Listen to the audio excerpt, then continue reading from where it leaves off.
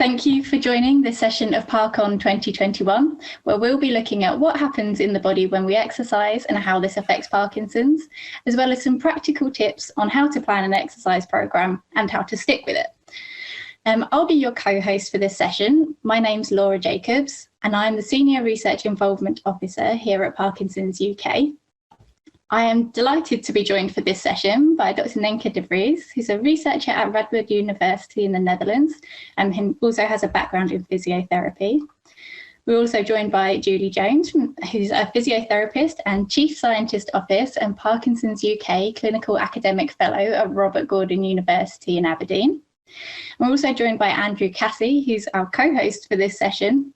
Andrew has Parkinson's himself and is a Parkinson's and research advocate and volunteers in a number of roles. And he also started the Parkinson's Table Tennis UK movement. So before we get going with the session, just have a few housekeeping points for those of you joining us live. Firstly, there is a chat function in this session, and we'd love to hear from you. So please do share your thoughts and reflections and any comments that you have in the chat. After the main session, our speakers will be here live to answer your questions. You can raise a question using the Ask a Question button, and we'll get through as many as we can at the end of the session. One last thing, all of the conference content will be available to watch on demand for 30 days after the event. So if you missed any of the session or would like to watch the session again, you can. Okay, I think that is everything from me. So I'm going to hand over to Andrew, who'll be sharing a little bit about his experience with exercise and taking us through the rest of the session. Thanks, Andrew. Hi, thanks, Laura. Yeah, I'm delighted to be part of this presentation all about exercise, which I think is a critical component for people with Parkinson's to help manage their condition and make the most of the opportunities available to them. I've been diagnosed 11 years now, and I'm convinced exercise has been a critical component for my relative slow degradation of ability. But that's been enhanced though by taking part and getting more involved with exercise as I understood more about how it affects the body and some of the Parkinson's symptoms and conditions. So I'm looking forward to finding out from both Nienke and Julie more about that. But just for myself, I've always been fairly active, being cyclist and table tennis player all my life before Parkinson's. But it's only since then that I've taken more of an active role really in managing exercise as part of my own plan to deal with Parkinson's. And I've taken on new activities such as Nordic walking, as well as stretching exercise classes, which I wouldn't otherwise have done. But I found they're really helpful on many levels, not just the physical level, but also the social and activity side of life with Parkinson's. So, until a cure comes along, stay healthy and strong is the message, and that's really what this talk's all about. So I'm really keen to find out what's going on inside the body and the brain, because through the research side, I think that's helped me understand more about what's going on as to how to feel I'm a bit more in control of the condition as well, and just understand how the two interact, which has been also a motivator to help me maintain some of those activities. So if we can hand over to Nienke, who's been looking at this in terms of how exercise and activities affects the body and the current hypothesis as to what's going on inside the brain to deal with conditions like Parkinson's. So Nienke, please, tell us all you know. Thank you. I will share my screen first. So thank you very much, Andrew, for your introduction and also for sharing your personal experiences.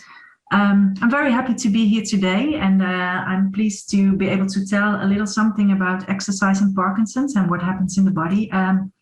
I will tell this mainly from my experience as really a clinical researcher in the field of Parkinson's, studying the effects of exercise.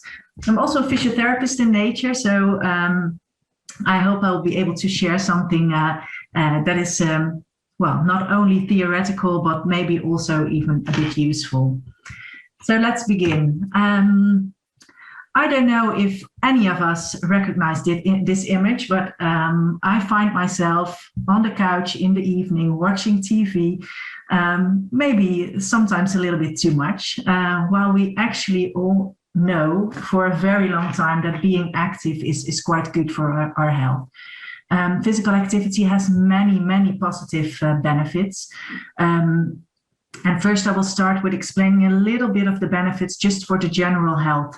I think we all know that being physically active throughout life decreases the chance of getting many chronic conditions. And I'm referring here to things like cardiovascular diseases, diabetes, but also cancer, dementia.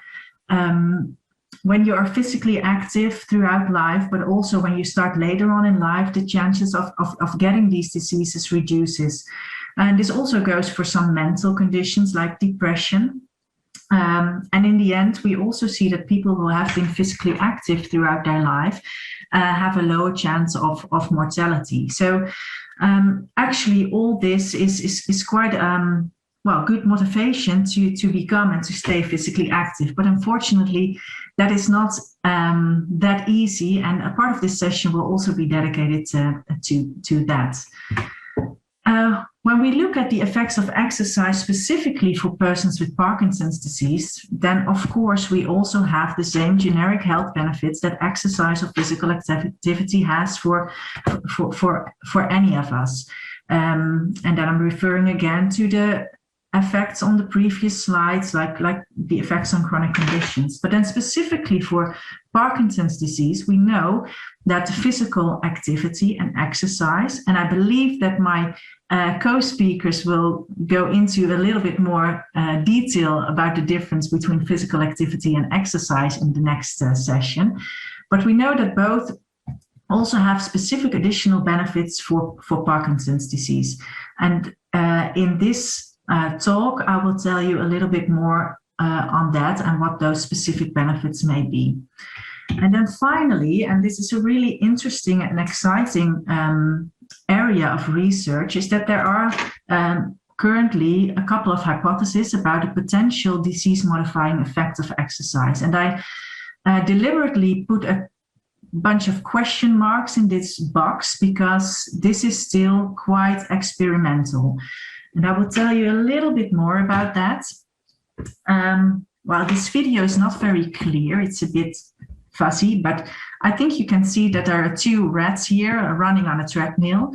And this was actually made, this shot, after these rats were induced with Parkinson's disease. And one of those rats had been training on a treadmill while the other had not. Well, you can really easily see that the rat that has been training is physically more able to deal with this condition on the treadmill than the other rats. Well, that doesn't say very much yet, but after the researchers looked into more detail in those rats with and without training, some hypotheses came up. So what we think about the potential effects on neuroplasticity these days is that physical activity may have influence on dopamine, the production of dopamine, but maybe also on the efficiency, so how well the dopamine is used in the body. We also think that physical activity may impact cortical connections, so that in the brain, connections are being made because of the physical activity. Also, some effects on inflammation, mitochondrial functioning have been found, both in animal studies and also very carefully in some first human studies. And also some signs have been found that there's less alpha-synuclein aggregation in the brain of people with Parkinson's who have been exercising more. However, I'm very, very cautious in talking about these hypotheses, because there's still a lot we don't know about this. These are still in a very hypothetical stage, because actually we don't know if these effects that we can see, if they are compensatory in nature, or if they in fact do impact the neurodegenerative process. We still don't know that. So we should really be cautious about these effects. And then in addition, all these studies, or at least most of them, are still based on animal studies. So the transition to human research still needs to be made, and we need high quality studies with long follow-ups and with large sample sizes to actually be able to make conclusions about the effects on neuroplasticity in the human brain. But in the end, I do think that this is a really exciting area, and that this really deserves future attention from researchers. But then what do we know about exercise? Because I think a lot of research is being done on exercise in Parkinson's disease. And actually, there's also already quite a few things we do know. We do know, well, quite some things about the efficacy on the clinical symptoms. We do know a little bit about adverse effects, compliance, and also that a personal approach is probably best. And this last thing is something that is often not very well done in research, because mostly a one-size-fits-all principle is being applied there. So I'm happy that in this session there will also be room for interaction, and we can tell a little more about personal approaches. First, I want to tell a little bit more about the effects of, or the efficacy of exercise and what we do know. And I think that the most evidence is currently available for the effects of aerobic exercise. And with aerobic exercise, I mean exercise with, well, a higher intensity. So exercise that really makes you tired. And we summarized the effects of exercise in a systematic review recently, and this is actually what we found. I think there's quite a lot of evidence that indicates that aerobic exercise improves physical fitness, but also it has been shown in some studies that the MDS-UPDRS score stabilizes or decreases based on exercise interventions. I don't know if you're familiar with the term MDS-UPDRS, but that's the test that determines the number of motor symptoms and the severity of the motor symptoms in Parkinson's disease. There's also some evidence for a decrease in axial motor symptoms like balance disturbances that improve based on exercise, an improvement of quality of life, but also, interestingly, non-motor symptoms. So recent studies also indicated, for example, that sleep quality improves after exercise intervention. Mood is something that is often also anecdotally, but also in studies, seems to improve after exercise. So also non-motor symptoms can be impacted by exercise. Well, the disease modification here, again, a question mark, an exciting area. But on the other hand, we should also keep in mind that it's not so easy to adhere to exercise.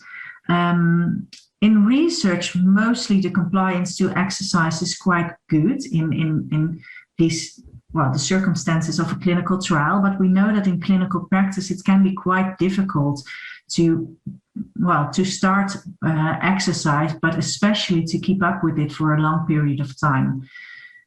We also know that sometimes there are cardiovascular complications from exercise.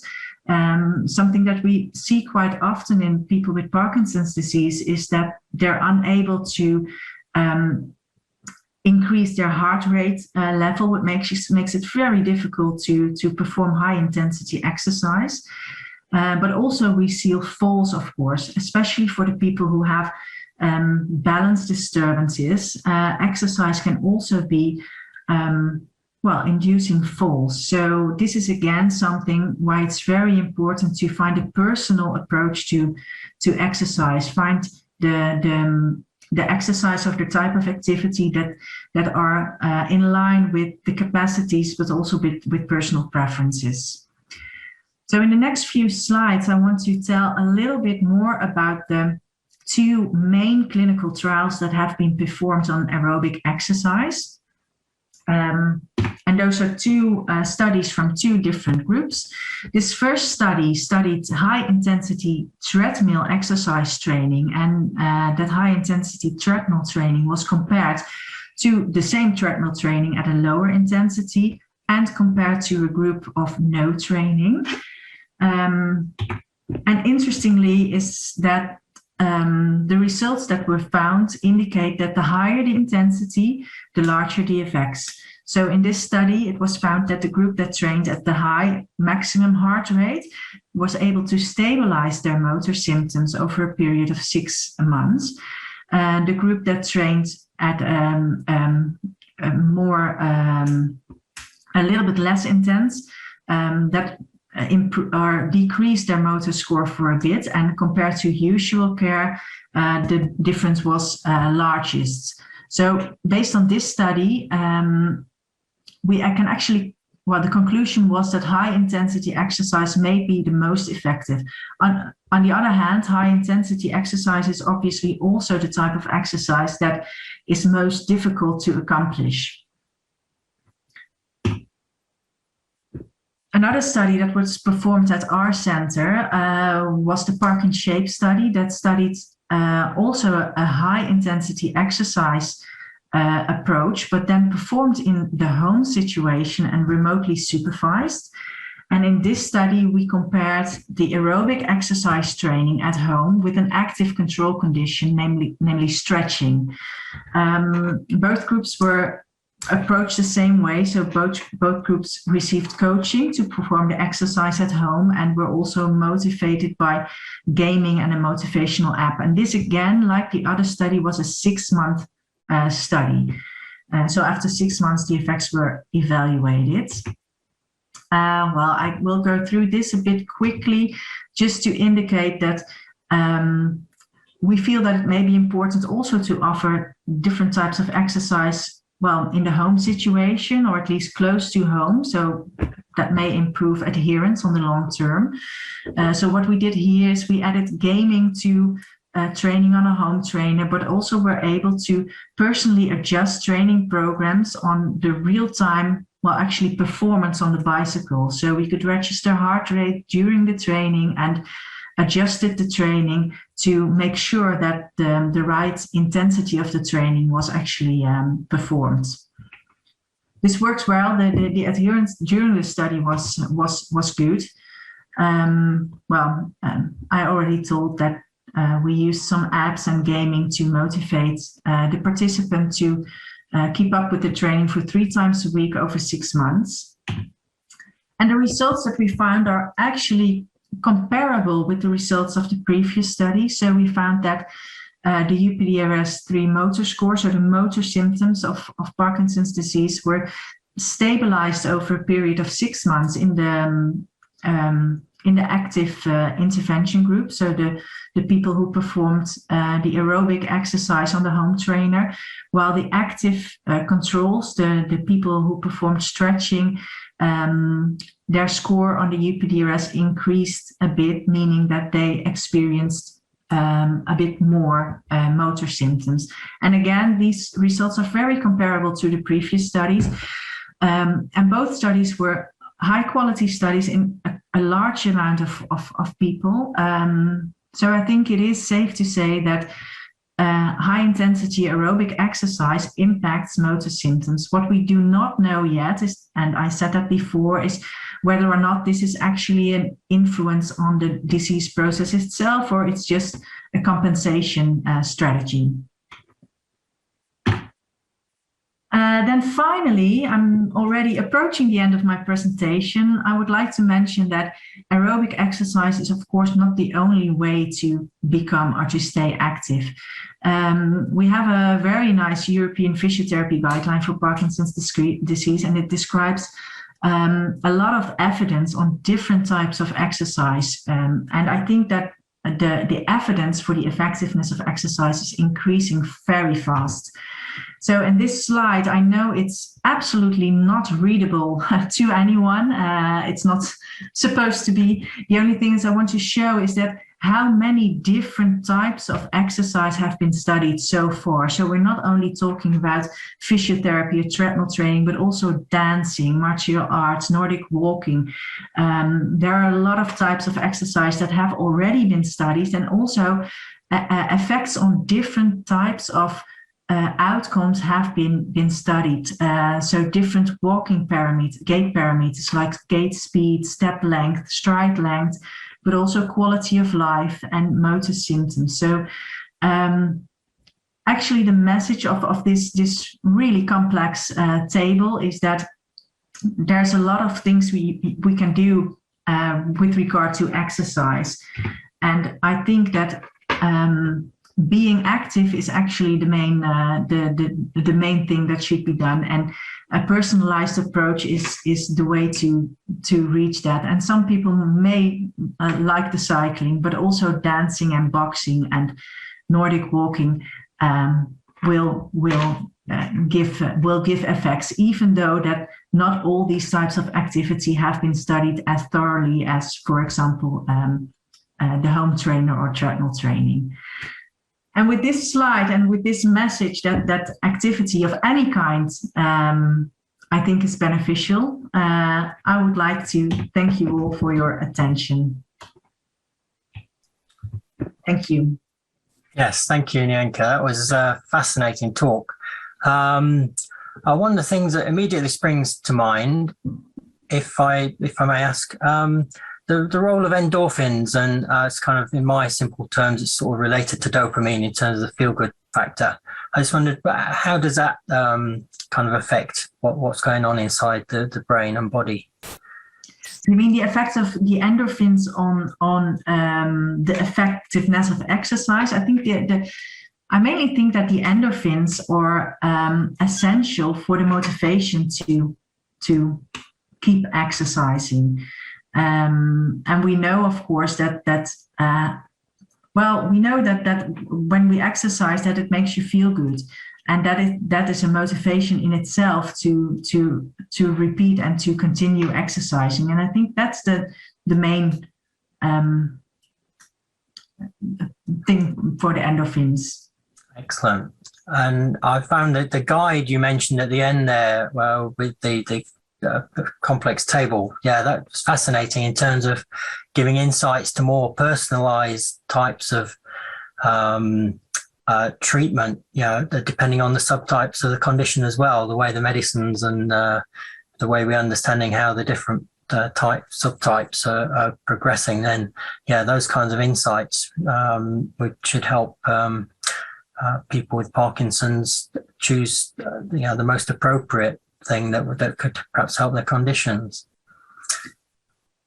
I totally agree, and I think that's one of the main conclusions actually that we can say here, that activity of any kind, I think, is beneficial, and I think research should develop more in that direction to also go for personalized exercise approaches. So studying more what type of exercise would be effective indeed for what type of symptoms or what type of personal situation of a specific person. I think in research up until now, the one size fits all principle is too often applied to exercise, and it's probably not the most efficient way. Great. That's a good lead into Julie. But I guess before we do, a final observation on one of your ending slides there. In all those slides, they're all social, multiple people together in doing those activities. Do you have any observations on the social effects of taking part in any activity? I think that's also a very important point. We see that anyone, not only people with Parkinson's, experience barriers and motivators for exercise, and being so in a social group is one of the best motivators for exercise, actually. So group exercise is often very well appreciated by a lot of people. On the other hand, here also applies again the personal principle. There may also be a lot of people who prefer to exercise on their own. So here there should also be again, the exercise should be tailored to the personal situation and the personal preferences. Great. That's fascinating. I've got even more questions bubbling away, but we'll leave it for the audience to get a chance to. So thank you, Nienke, for that introduction to what's happening inside the body. I guess, that's a nice segue then for Julie, really, to tell us about how we can build an exercise program into our daily lives and living with Parkinson's. So, fascinated to find out what we can do to help ourselves. Julie. Thank you for that, Andrew, and thank you, Nienke. That was really, really interesting. I suppose one thing, if I could just start with, Andrew, and Nienke touched on this right at the beginning of her talk, is that I'm often asked about that difference between physical activity and exercise. And I think one of the hard things is they're often used to mean the same thing, and which often can cause a little bit of confusion. So if I maybe just touch on that bit first, Andrew, and then I'll maybe come on to address your question. And I think in terms of that, physical activity is a sort of lifestyle. It's a way of life. And then in some ways it's an umbrella term. And exercise is very much seen as a subset or a category of physical activity. But a lot of the things that Nienke was touching upon when we're looking at the evidence is very much focused on exercise. And exercise is slightly different. It's something that's structured, it's planned, and it's focused. And so while I would say being physically active is things like, not sitting watching television all day, being physically active is walking to the shops, it's doing your hoovering. Exercise is something that's a lot more focused. So we're targeting at maybe a strength gain or trying to improve function or trying to improve flexibility. And so really when we're wanting to design exercise programs for people with Parkinson's, we're wanting to target what their individual needs are and being quite focused on that. So it should be structured, it should vary in intensity, and it should be something that's planned. So hopefully that clarifies the difference for people. If I may just share some of my slides, and I think what we might do, Andrew, is we might just pop in and out of our slides just as we go through this presentation, just so you're all not having to look at slides all the time. So let me just share my slides with you. So thinking of that, some of the key messages that probably came out of Nienke's presentation is that exercise is an integral part of your management. So I don't think there's any discussion or debate or any more time needs to be spent on that. And I think the other key message that people need to be taking home for today is that exercise is as important as taking your medication. And I think, Andrew, you're a fantastic advocate for that. And I'm sure many of you in the audience are. And I think that's something, we take our medication daily, and therefore exercise is something that we should participate in daily. Something that's already been really emphasised is the need to tailor the exercise to your individual needs. When you've met one person with Parkinson's, you've met one person with Parkinson's. So everybody is slightly different. And therefore, when we're thinking about targeted exercise programmes, the type of exercise needs to be tailored to that individual need. I suppose the other thing that comes out of research is necessarily that no one form of exercise has necessarily been shown to be superior to the other. And probably due to the nature, the variety of symptoms that people with Parkinson's present with, a multimodal approach or several different forms of exercise are likely to be needed. So if you just do aerobic exercise, you'll probably get fitter, but it doesn't necessarily mean that you're going to get stronger. If you engage in Tai Chi, which is wonderful for your posture, for your core stability, that will be very good for static balance and posture. But again, it's not necessarily going to mean that you'll be able to go out for a very, very long walk, because it's not necessarily looking at endurance. So I think what we're thinking about with the evidence is we've got many symptoms and therefore many different variety of exercises what's going to be advocated. And the other thing, which I think is not unique to Parkinson's, is simply telling people to exercise is not going to be effective. So something that we need to work with is how can we support people with Parkinson's to be more active, and that is key. So what can we learn from the literature from a more generic point of view is that really when we're thinking about exercise prescription for people with Parkinson's, it needs to encompass a strength component. So in order to get your muscles stronger, we need to have that strength component. We need to have a balance component to it. As Nienke has beautifully highlighted already, there needs to be an aerobic capacity to that. We need to be thinking of amplitude of movement. So a lot of movements become smaller and more restricted, and therefore that can have problems with muscle strength and range of movement. So we need to have an amplitude movement component to it as well. But also we need to have a speed component to it, and many people with Parkinson's slow down, so we need to make sure that the exercise is training them to be able to start and stop and change direction quickly, so they can accommodate that within their everyday life when you're walking through a supermarket and suddenly have to change direction. And the other element that's quite key to exercise prescription, it needs to have a thinking component or a cognitive component. So again, it's thinking about challenging you for that everyday environment. So thinking about crossing the road, there's the speed of being able to get across the road, there's the walking quality to get across the road safely, but there's also that thinking component when you're looking at the cars coming and making that judgment about how quick those cars are coming and whether you're going to make it across the road safely and effectively.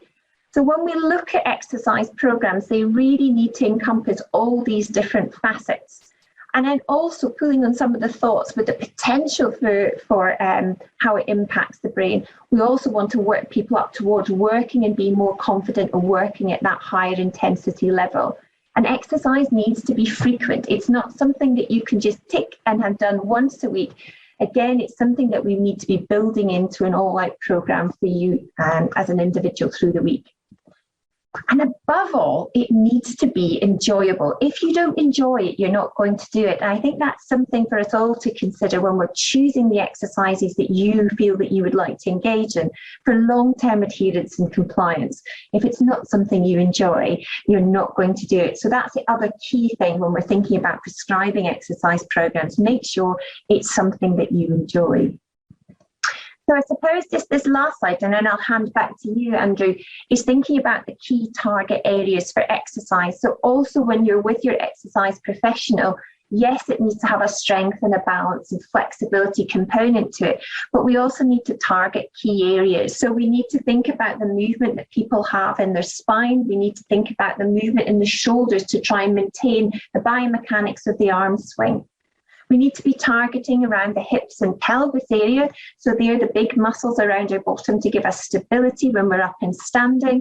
And the muscles of the lower limb, again, which are so important for functional activities such as walking, but also stability, and then going down into the ankle. So when we're thinking about the program, there's the exercise goals that we're aiming for, but there's also some key areas that are commonly affected in Parkinson's as well. And these need to be addressed as part of that exercise program. So I'm just going to stop sharing for the minute there. Andrew, is there any other specific questions that you wanted to ask about the types of exercise? Yeah, that resonates quite very strongly with me in terms of when I've, as my condition, even though I've been active, the Parkinson's carries on changing, in different ways, and I found I've become more stiffer or find difficult to do particular activities during the day. And that's when I found it useful to then try different kinds of things that, as you've just indicated there, target specific parts of the body or brain or motion and activity. So can you give us a few more examples then? We've already touched on a few there of types of exercise and activities that would be beneficial for those things. Absolutely, no problem at all, Andrew. I think something to consider is the enjoyable. So I'm going to go through a few variety of different exercises and maybe just talk about some of the pros and cons of these. So one that's quite, that's had a lot of interest recently, particularly here in the UK, is the use of dance as a mode of exercise. And I like dance because it's cheeky, because I don't think when people are participating in dance, they don't really feel that they're exercising. Whereas if you go to a gym, you feel that you're exercising. So So I think dance is a very good exercise, and various different types of dances have been explored in Parkinson's. So if we were to think about ballet, the slow, controlled, coordinated movement, the posture that it targets is very good for maintaining range of movement, for maintaining flexibility, again, maintaining that posture and looking at static balance positions. If we were then to look at tango, for those who have looked at more sort of ballroom dancing, and Strictly's back on for those who need a bit of motivation, the sequence are not necessarily essential for the effectiveness of the exercises, but again you're working with a partner. It gives you rhythm, it has far more speed, it has an aerobic element to it. And a lot of people find they do well with dancing because by listening to the music, it acts as an auditory cue and allows them to function and their movement to flow in a more rhythmical manner. And as Nienke also touched on, and you brought it up earlier, Andrew, it has a real social effect to it as well. And I think that's really motivating for people to attend. So I think if dancing is your thing, and it's also something you can do with your partner, which perhaps others don't necessarily lend itself so well to, dance, if it rocks your boat, is a huge positive for people with Parkinson's. And there's a number across the length and breadth of UK, a number of Parkinson's dance classes. So I'd recommend that you go and check that out through the lookup tool on Parkinson's UK website. The other big ones that we're talking about is Nordic walking, and I think Nordic walking has had a big revival during COVID because it's something that many of us have been able to engage with. And again, thinking about Nordic walking, what it offers, with the poles being held straight out in front, it encourages that upright posture. And with moving forwards and back the poles, it encourages that normal biomechanical rotation that you get within your spine. Many people have reported an improved fluidity in their walking and improved step and stride length from their walking. And it's outdoors and normally done as part of a group, and it might not necessarily be a Parkinson's group. So again, that has a huge positive for a number of people. And many Nordic walking classes also encourage exercising with the poles when engaging. So Nordic walking, a big fan of as well. I think other things to consider is just basic strength training. So things like sit to stand, squats and lunges, many things that people can do in their home environment. These are also, again, pure strength training exercises are also particularly valuable for people to look at. I've got a slide with a list of different types of exercises. So when we think of different forms of exercise, there's some other advantages here in terms of things like swimming is a good exercise. Again, if you're swimming on your front, it encourages that extension of the back, which is also very beneficial for people. And things like Tai Chi and Pilates equally for that flexibility element that's similar to dance. I guess for those of you who do like a little bit more adrenaline, and there's been some nice recently published studies looking at the efficacy of boxing. And again, this has been shown to be very beneficial in terms of its high intensity aerobic exercise. It encourages the rotation, it gives you speed, and it also has a strength component too. So for many of you who have been interested in boxing or previously boxed, again, these would be something for you to consider.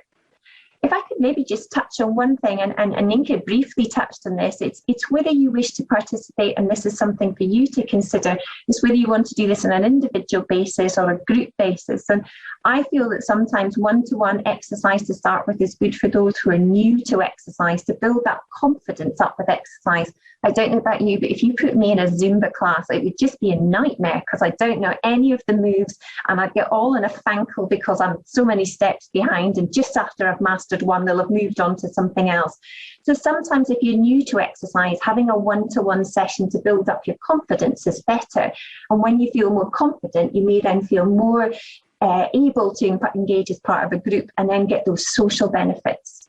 The other thing to think about is circuit-based training can be useful because then you've got the benefits of working as part of a group, but you move around different stations yourself and can work at your own individualised level. And I think as many of us have been during COVID, there's all the online formats as well. And I've put down there the side, there's the kind of three main Parkinson-specific forms of exercise that many of you will be familiar with. So I put them there really for your information. And this particular wheel, which I will share, will come out as part of the PowerPoint resources, gives you an idea about the types of exercises that you can do and whether they're a strength exercise or a coordination exercise. And that might be useful for some of you to refer to out with this session. And these slides will be shared with you after the session. So, Andrew, is there any other further questions I can help you with? Yeah, they're just a query. There was one word on there I'm not familiar with, queuing. I presume that's not in the supermarkets or queue sense, but what's that about?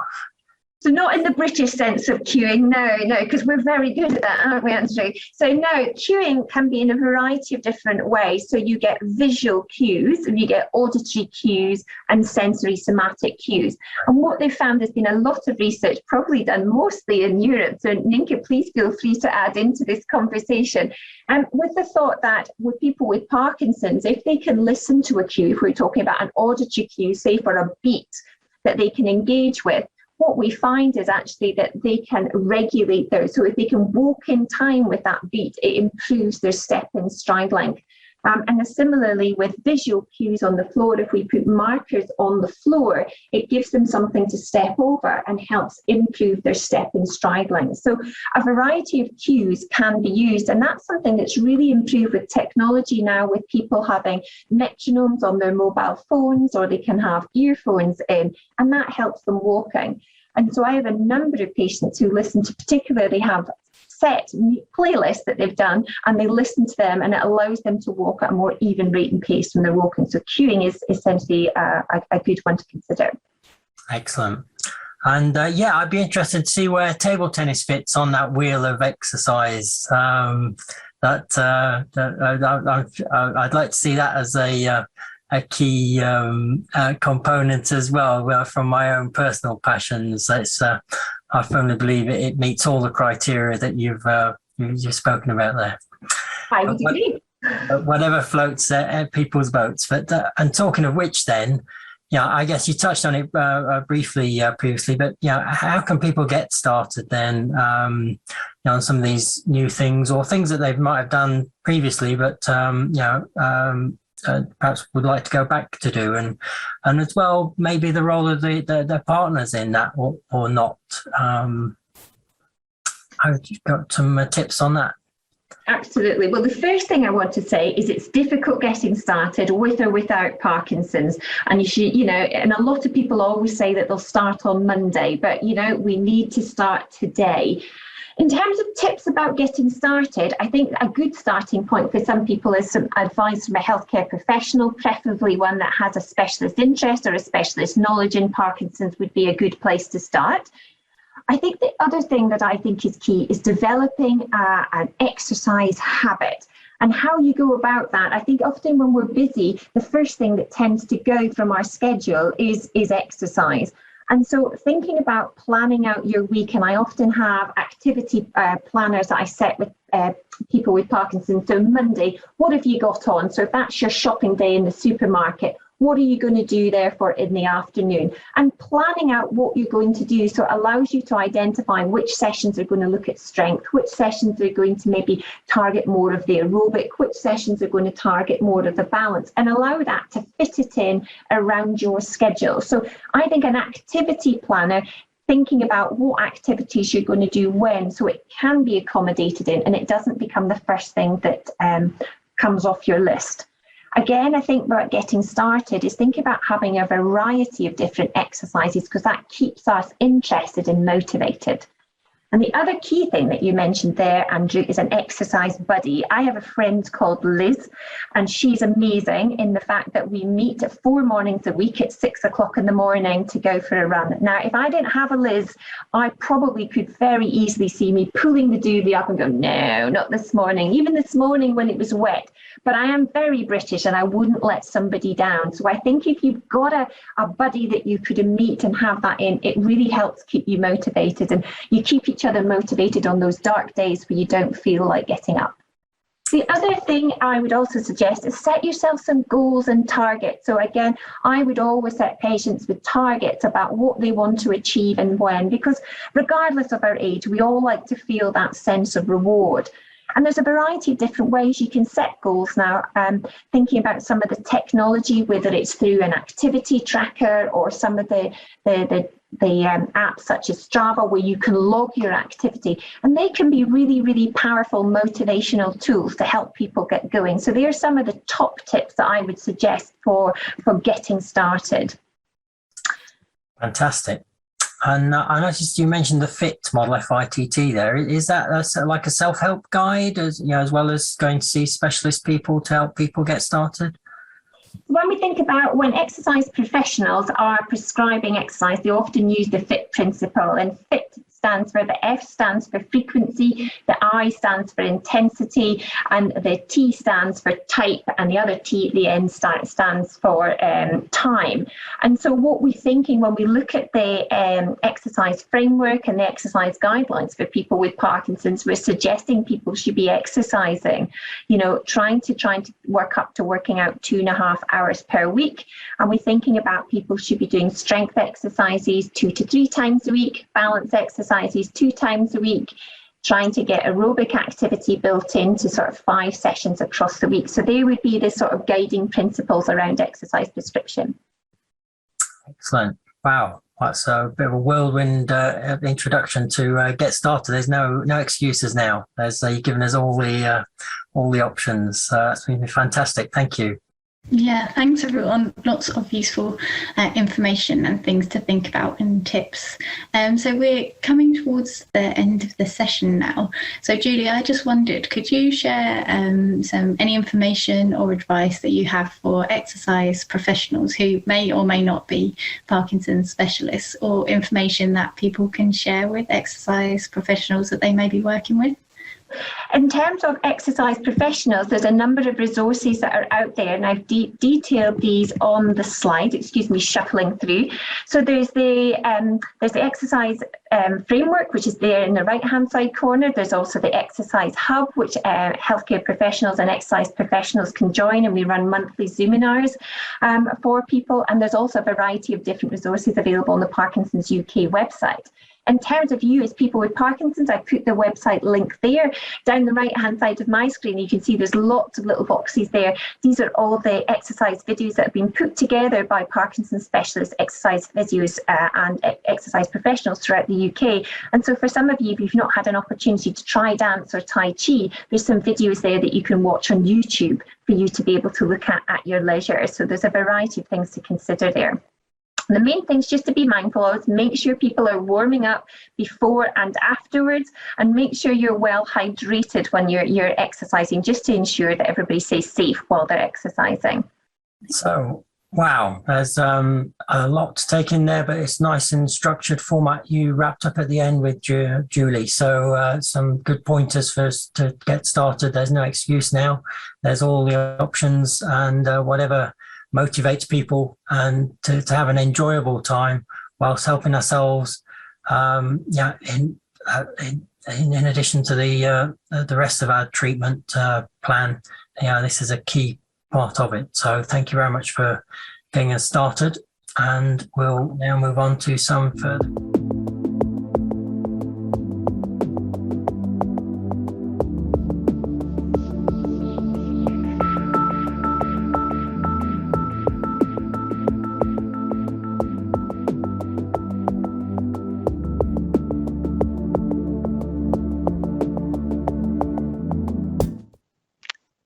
Hi everyone, and welcome to the Q&A part of the session. It's great to be joined by Julie, Andrew and Nienke, who are here to answer questions, and I can see that we've got lots coming in, so thank you to everyone for submitting those so far. We'll get started and we'll get through as many as we can before the lunch break. So I'll start with this question that we've received from Pat, who's asking for people who are wheelchair users and who might find exercise difficult. What can I do to make sure I exercise? So if I come to you first, Julie, if you can speak on that. Thank you very much for your question, Pat. And I think that's a really great question that probably applies to lots of people who are listening in today. There's lots of things that you can still do within your wheelchair, or if you're sitting just in any other chair in your house that you utilise throughout the day. So from an aerobic point of view, lots of work above the head and getting your arm moving to get your heart rate up and elevated would be really good. Taking your arms out to the side, getting those large amplitude movements that we're working on. It might be easier for you, rather than to count those, maybe try and do that for working up to 30 seconds and then up to a minute at a time. So you're really getting that heart rate going. Equally, you could do some marching sitting in your chair, so swinging those arms and lifting those feet up. Thinking around some toe taps around your feet would also be useful, taking your legs out to the side. So think about all the movements that are possible at those joints and work those limbs through that range of movement. Other things that are really useful, there's exercise bands or resistance bands called TheraBands that could be useful to allow you to do some strength training. And we can advise you after today's event where you can get those if that's something that you're interested in. But also if you want to use some weights, handy things around the house that everybody has, as tins of tomatoes, tins of baked beans in your hand, you can use them instead of having to purchase fancy weights. So really, even though you're in a chair, I would still say you can get some high intensity exercise, working also on flexibility and strength as well. So the sky's the limit really for you, is so the chair itself doesn't pose any limitations. Thank you. And I don't know if Andrew, do you have? Yep, sure. I'd like to add to that. So it's not specifically for wheelchair bound, it applies to anybody, but the virtual reality sports using things like the Oculus headsets, that's a really good way, if you have got some accessibility issues, to engage with people across the world in a vast array of any exercise that you can think of. There are games and apps on there that you can engage with to get you not just some physical activities, but the social engagements as well. So it's a bit different, but I'd certainly recommend it from a table tennis point of view. The excellent packages on there. Great, thank you. So got another question here from Matt. So it's asking, is it safe to try exercising when experiencing dyskinesia, and what is the best type of exercise to do? So Nienke, can I come to you with that one?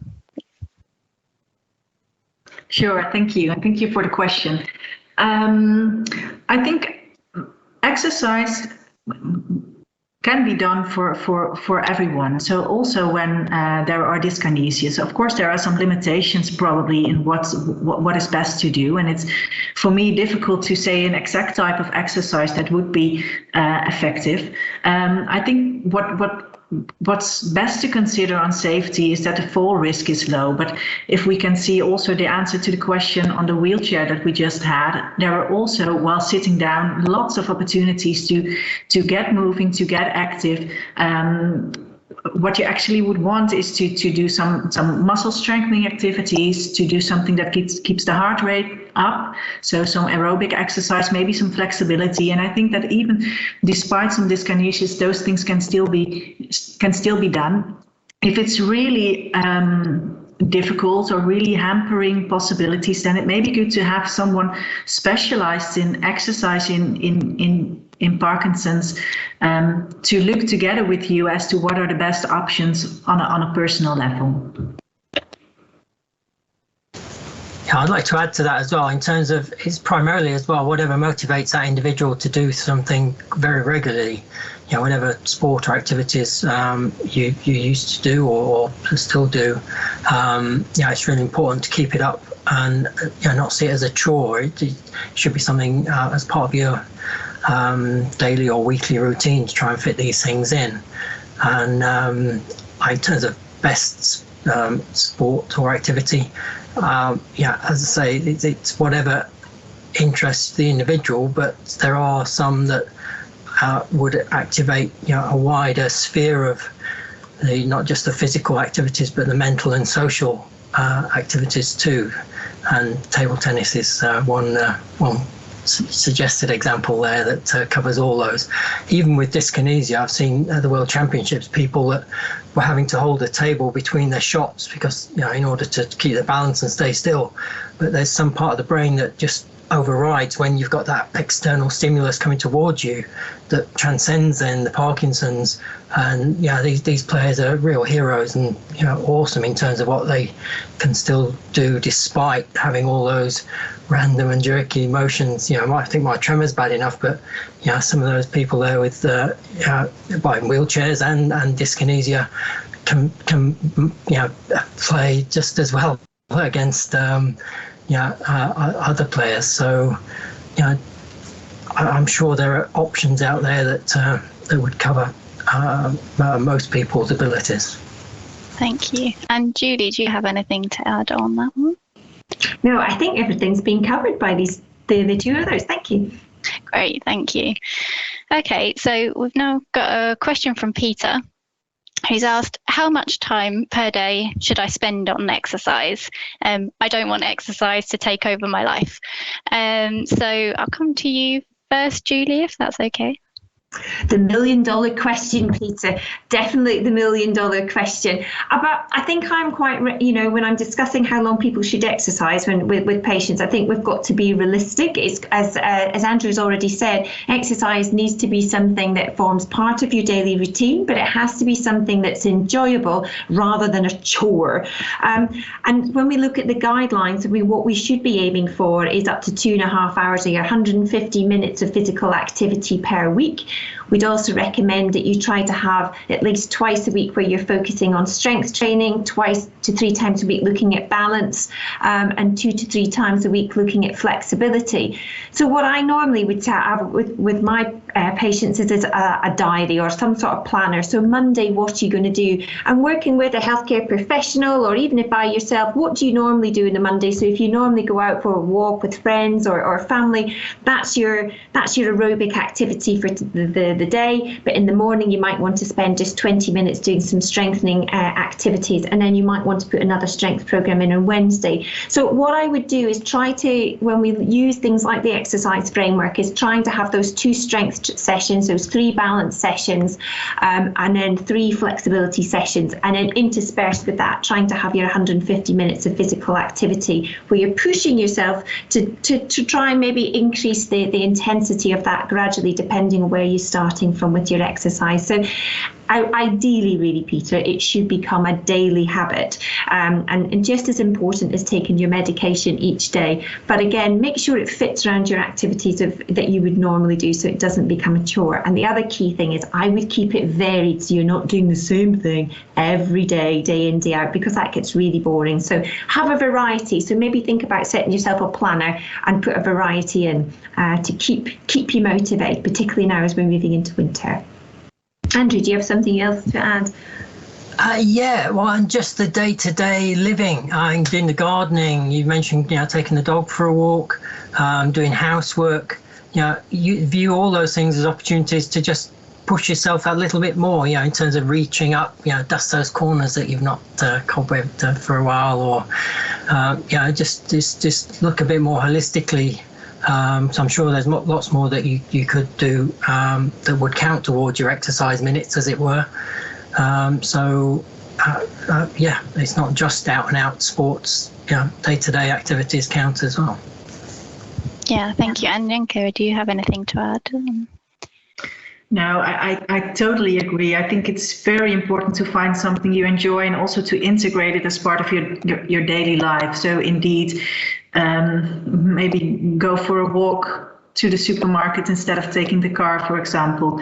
So all those things count. So it's not only exercise per se, but also physical activity that adds to the complete picture.